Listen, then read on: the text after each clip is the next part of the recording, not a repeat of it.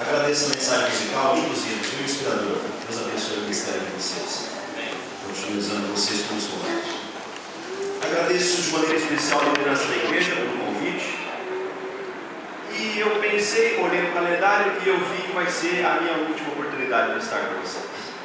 Fim do ano eu estou me formando e os irmãos foram uma grande contribuição no meu aprendizado. Eu fiz estágio no distrito, especialmente na igreja do Recreio das Acácias.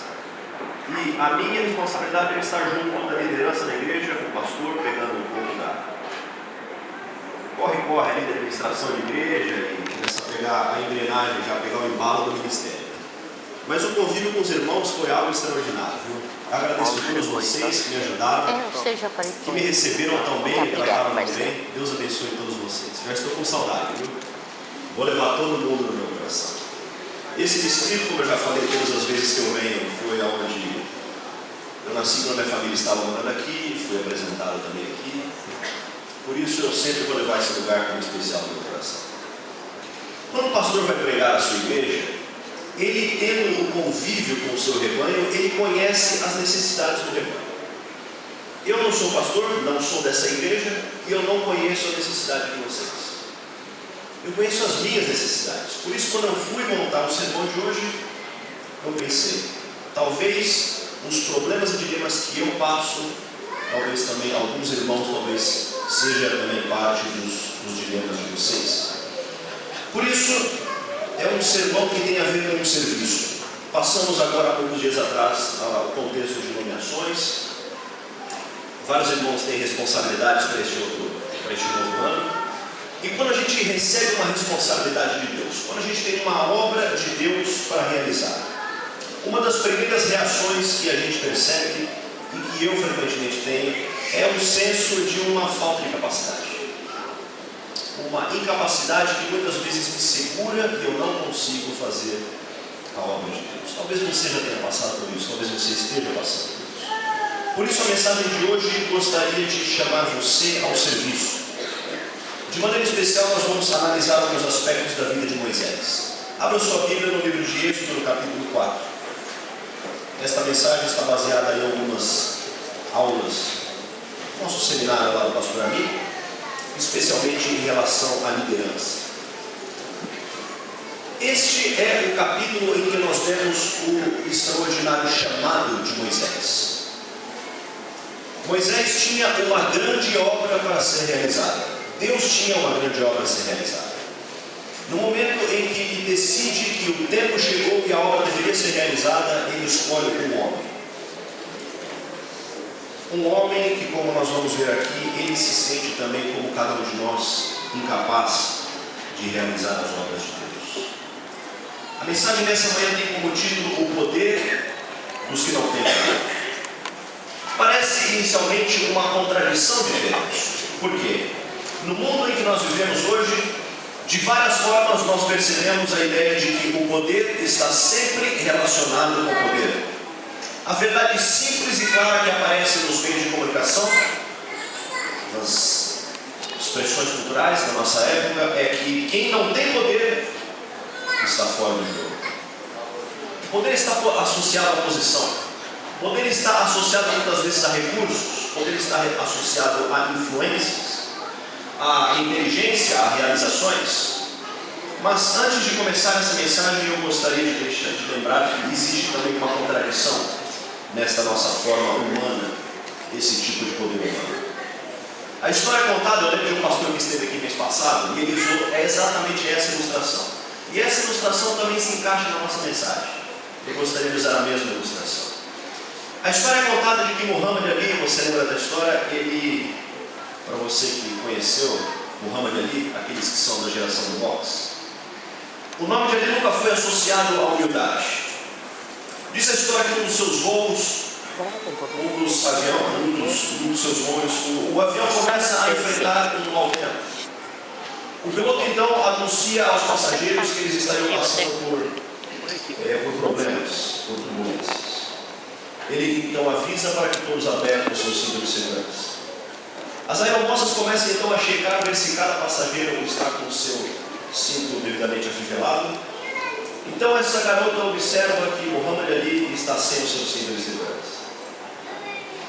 Ela se aproxima de maneira muito educada e diz: o senhor poderia, por favor, colocar o seu cinto de segurança? Ao que Muhammad Ali responde: super-homem não precisa de cinto de segurança. E ela, no mesmo fôlego, resolve responder para ele: mas super-homem também não precisa de amor. A mensagem dessa história é clara. A mensagem é exatamente esta que nós encontramos. Uma metáfora da nossa condição humana, das nossas realizações. Anthony Campbell escreveu 2 livros, um intitulado A Fantasia do Sucesso, o outro A Ilusão do Poder. Mais recentemente, um outro escritor escreveu um livro chamado A Síndrome do Sucesso, no subtítulo Chegando ao Chão quando você atinge o topo. Os livros discutem os problemas psicológicos, os problemas morais que enfrentam aquelas pessoas que têm uma posição de poder. O autor observa que as pessoas em geral que exercem poder, elas no processo acabam destruindo relacionamentos, destruindo famílias que vão ficando para trás. As pessoas que se tornam escravas de vícios destrutivos para tentar preencher o vazio da sua vida pessoal. Recentemente fizeram alguns estudos sobre as grandes personalidades. E a conclusão, uma das conclusões que eles chegaram é a seguinte: a maior parte das pessoas, nós, nos assustaríamos ao descobrirmos que grande parte dos famosos, eles enfrentam muitos problemas psicológicos e problemas de relacionamentos. Eu pergunto então, qual seria a alternativa, a solução para esse problema do poder humano? Mas na palavra de Deus, nesta manhã, nós vamos ver que existe uma forma invencível de poder, que só pode ser recebida quando nós exatamente abrimos a mão do poder humano. A nossa mensagem é baseada no capítulo 4 do livro de Êxodo, dos versículos 8 ao verso 16. Este capítulo 4 aparece entre o chamado de Moisés e o começo da libertação do povo do Egito. Este aqui é um capítulo estranho na história de Moisés. Aparece como um intervalo no grande drama do Êxodo. Para colocar o assunto em termos simples, este é o episódio embaraçoso da vida de Moisés. Aqui nós encontramos aqueles tipos de fraqueza que os escritores geralmente escondem quando eles escrevem as grandes biografias dos seus grandes heróis. Eu confesso que muitas vezes na leitura deste capítulo, eu mesmo me senti frustrado. Essa não era a visão que eu tinha de Moisés. Da minha infância eu tinha uma visão de um grande líder, um grande libertador.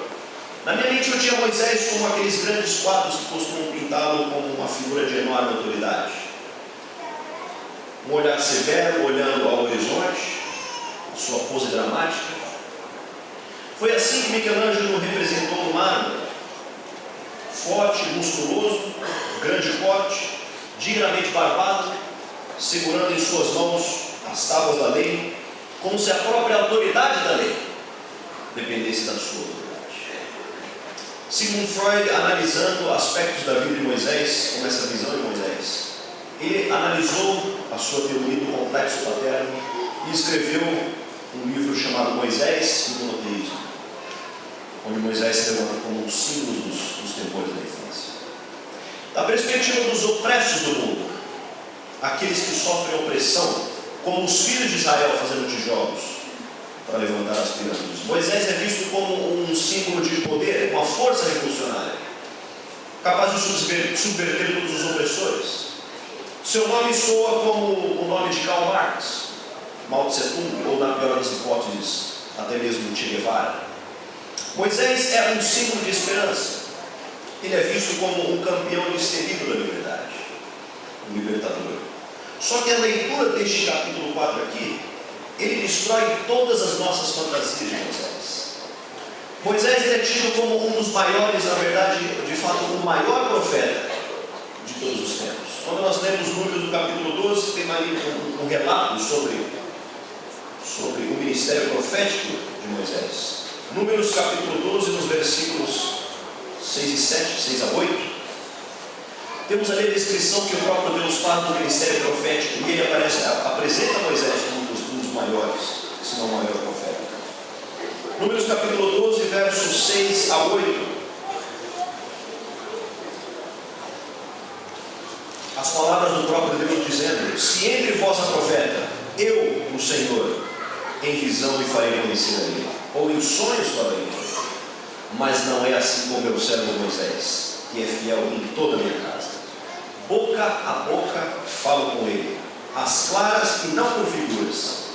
Ele contempla a semelhança do Senhor. No final do Pentateuco, no livro de Deuteronômio, no seu último capítulo, descrevendo a morte de Moisés, o fim do seu ministério, Deuteronômio no capítulo 34, os 3 últimos versículos, falando ali então sobre o final do ministério de Moisés, as palavras de Deus são apresentadas, versículo 10 ao versículo 11, Deuteronômio 34, verso 10 até o verso 12. Nunca mais se levantou em Israel profeta algum como Moisés, a quem o Senhor conheceu face a face, no tocante a todos os sinais e maravilhas que o Senhor o enviou para fazer na terra do Egito, a Faraó, a todos os seus servos e a toda a tua terra, e no tocante à sua mão poderosa e aos grandes e terríveis feitos que realizou na presença de todo Israel. O judaísmo costuma geralmente colocar Moisés numa figura de poder, de autoridade. E frequentemente nós vemos Moisés exatamente assim. Só que este capítulo da vida de Moisés nos mostra uma pessoa completamente diferente. Aqui Moisés ele é apresentado com algumas reclamações, com queixas infindáveis, várias objeções ele coloca no trabalho que ele tem que fazer, questionando muitas vezes com incredulidade a libertação do povo com uma série de desculpas. Aqui Moisés com certeza não é o super-homem do Sinai, imortalizado por Michelangelo, muito menos um dos libertadores dos teólogos da teologia da libertação. Aqui Moisés aparece apenas como um velho pastor, um pastor do deserto, sem qualquer posse, um pobre homem velho que quer apenas ser deixado em paz. Para quem este sonho de libertação apenas soa como uma utopia bem intencionada. Quando Deus aparece aqui, cheio de esperança na história, Moisés parece ser um realista, dizendo: não vai dar certo, não vai funcionar. Ele aparece aqui com essa enorme tarefa em suas mãos. Queridos, este é o chamado do insignificante, o chamado do insuficiente. Quando Deus tem uma obra a ser feita, muitas vezes, se não todas as vezes, Ele coloca nas mãos de pessoas imperfeitas, pessoas que têm limitações, pessoas que estão inadequadas, pessoas que não têm um bom preparo, pessoas que não têm poder. Êxodo capítulo 4, no primeiro versículo, diz assim: Moisés apresenta a sua primeira objeção. Eles não crerão, eles não ouvirão a minha voz. Eles dirão: o Senhor não te apareceu. Esta aqui é a primeira desculpa que Moisés apresenta. E sem qualquer dúvida, ela é uma boa desculpa. O curioso é que ela também é uma negação daquilo que Deus já tinha dito no capítulo anterior. Capítulo 3, verso 18, Deus diz que eles vão te ouvir. Os líderes de Israel vão te ouvir. E Deus então começa a delinear a sequência dos fatos, dos eventos que tomarão lugar. Só que Moisés ele tem uma visão diferente dos fatos. Contrariando Deus, ele conhece os seus irmãos. Ele sabe que os seus irmãos são incrédulos. Ele tinha que aparecer com muito mais do que uma declaração de que o Senhor havia aparecido a ele. Afinal, nos últimos 400 anos, Jeová, o Deus de Israel, não havia aparecido face a face a ninguém de maneira direta. Moisés estava perdido e já havia sumido por 40 anos. O FBI do Egito já havia colocado procura-se em várias partes. E finalmente eles haviam fechado a questão com mais um dos mistérios não solucionados. Agora, o velho Moisés ressuscita da poeira do deserto. Eles não ouvirão. Eu chamo essa desculpa de Moisés de a desculpa sociológica. A desculpa que nós apresentamos a Deus quando nós nos baseamos no conhecimento que nós temos das outras pessoas. Esse é o tipo de desculpa que nós damos baseados no que sabemos dos outros. Eles não vão ouvir a minha voz. Esse é o tipo de objeção baseada no conhecimento que nós temos das pessoas a quem a nossa missão se destina. Essa é a objeção que nós damos quando nós temos um bom conhecimento das circunstâncias. geralmente nós dizemos, esses planos não vão funcionar. Essa ideia aqui não vai dar certo. Muitas vezes, querido, nós mesmos somos vítimas desse tipo de mentalidade. O mundo secularizado, o mundo pós-moderno, ele não tem nenhum interesse no evangelho. Não tem nada que possa fazer. Ele simplesmente não tem. E às vezes nós mesmos compartilhamos a incredulidade do nosso mundo ao nosso redor. E o nosso engano é o mesmo engano que é apresentado aqui em Moisés. Que ele demonstra que o poder parece depender dele. Dependemos então das circunstâncias ideais, das leis do marketing. Queridos, não existe nada de mais errado com essa ideia. Existe o que os especialistas chamam de a linha do interesse. Se você já ouviu falar, ela é uma linha que vai do número 0 ao número 10. Do ponto 0 ao ponto 10. Alguém que está no ponto 0 ou no ponto 1 é alguém que não apresenta nenhum interesse. Não apresenta qualquer interesse. Alguém que já está lá no ponto 8 ou ponto 9 já está completamente tomado pela ideia, totalmente interessado. O que nós muitas vezes não lembramos é que Deus pode arranjar as circunstâncias. Deus pode mudar as pessoas no piscar de olhos. Alguém que pode estar hoje no ponto 0 ou no ponto 1, nesta linha de interesse, por uma fração de segundos, Deus pode mudar as circunstâncias e colocar essa pessoa no ponto 8 ou ponto 9. Deus é o Deus que muda as circunstâncias. Moisés apresenta a sua desculpa e em sua paciência Deus ouve o seu parceiro humano. Mas de acordo com o contexto bíblico, o problema de Moisés não é um problema para Deus. O Senhor então começa a mostrar a Moisés o quanto os céus estão mais altos do que a terra. Assim como o Oriente está distante do Ocidente, assim os seus caminhos também não são os nossos. Os pensamentos dele não são os nossos pensamentos. A sua lógica não é a nossa lógica. O Senhor então passa a mostrar a Moisés sinais que vão servir de credenciais deste apóstolo enviado. Moisés aparentemente estava correto na sua leitura dos fatos. Ele estava certo. Porque para ele existe uma confusão entre realidade e verdade. A realidade, como fracamente percebida pelos nossos sentidos humanos, ela não é sinônimo de verdade. A verdade está acima da nossa realidade. Deus então começa a mostrar a Moisés uma outra realidade, uma outra verdade. Começa então com uma pergunta: o que você tem nas suas mãos? O cajado, pastor. O símbolo da sua vida, o seu trabalho, símbolo das suas insignificantes realizações de 40 anos no deserto. Apenas o produto da ocupação do trabalho de Moisés no deserto de Midian. Não existe nada naquela vara, naquele cajado de Moisés que poderia ser interpretado como um instrumento de competência para aquele trabalho grandioso que Deus tinha. O cajado de Moisés. O cajado é de Moisés, mas o poder é de Deus. Deus deseja usar aquela vara que não tem valor próprio como um instrumento, como o seu cetro, para partir a oposição de Faraó, para quebrar os portões de bronze do Egito e para quebrar os muros de ferro da oposição. Queridos amigos, queridos irmãos, existe um poder ilimitado nas coisas que são aparentemente sem valor, simples, nas pessoas, quando se submetem ao poder de Deus. Deus pergunta: o que você tem em mãos? A mesma pergunta que ele fez para Moisés, ele faz para você: o que você tem em suas mãos? Apenas o seu trabalho, fruto das suas insignificantes realizações?